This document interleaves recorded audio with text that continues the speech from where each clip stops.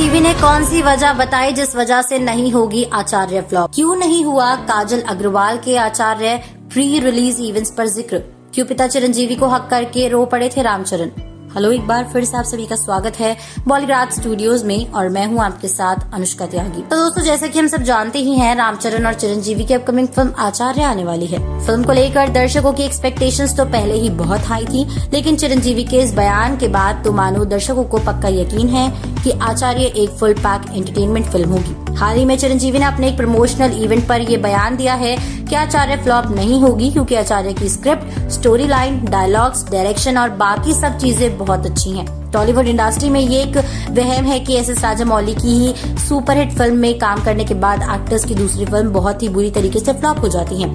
मैं मानता हूँ कि ऐसा पहले हो चुका है, लेकिन मेरा ये मानना है कि एक्टर्स शायद गलत फिल्म चूज कर लेते हैं जिसमें एस राजामौली जी की कोई गलती नहीं है। उनकी फिल्म में काम करने के बाद अगली फिल्म का फ्लॉप हो जाना सिर्फ एक वहम है और कुछ भी नहीं। उन्होंने कहा कि RRR के बाद आचार्य एक बहुत बड़ी हिट फिल्म बनेगी। सच बताएं तो रामचरण और चिरंजीवी फैंस को इस बात का कहीं न कहीं डर था कि एस राजामौली की फिल्म में काम करने के बाद अगली फिल्म फ्लॉप हो ही जाती है, कहीं आचार्य के साथ भी कुछ ऐसा ना हो जाए। लेकिन चिरंजीवी के इस बयान के बाद चिरंजीवी और रामचरण के फैंस को थोड़ी सी राहत की सांस मिली है। आचार्य के रिलीज के बाद एक चीज का तो पता चल ही जाएगा कि एस राजामौली के बारे में जो टॉलीवुड इंडस्ट्री में वहम है वो सच साबित होता है या फिर झूठ। आचार्य के प्रमोशन के दौरान चिरंजीवी ने एक बात मीडिया के साथ शेयर करते हुए बताया कि रामचरण और चिरंजीवी आचार्य के सेट पर एक दूसरे को हक करने के बाद रो पड़े थे। ये इसलिए हुआ क्योंकि सुपरहिट फिल्म मकदीरा के दौरान मैं और डैड एक साथ डिनर करते थे और अगले ही दिन एक साथ मूवी के शूट के लिए उठ जाते थे। उस फिल्म के दौरान हम दोनों एक साथ काम करते थे और एक ही साथ काम खत्म करने के बाद घर वापस जाते थे।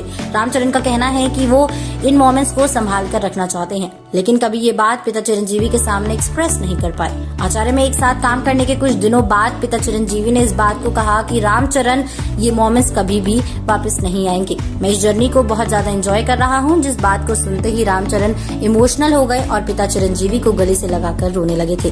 साथ ही दोस्तों, हाल ही में काजल अग्रवाल फैंस आचार्य टीम से इसलिए नाराज थे क्योंकि उन्होंने ट्रेलर में काजल अग्रवाल का एक भी सीन नहीं लगाया। लेकिन अब आचार्य के फ्री रिलीज इवेंट्स पर काजल अग्रवाल के बारे में भी कोई जिक्र नहीं हो रहा है और न ही काजल अग्रवाल खुद कहीं भी दिखाई दे रही हैं। रिपोर्ट्स के मुताबिक ये खबर सामने आ रही है कि काजल ने शायद आचार्य से एग्जिट ले ली है। तो आपको क्या लगता है, क्या ये सच है? अपनी राय हमें जल्दी से कमेंट्स में बताइए। साथ ही अगर वीडियो पसंद आई है तो उसको लाइक और शेयर करना बिल्कुल न भूलें। हमारी आज की राइटर है मुस्कान सेठी।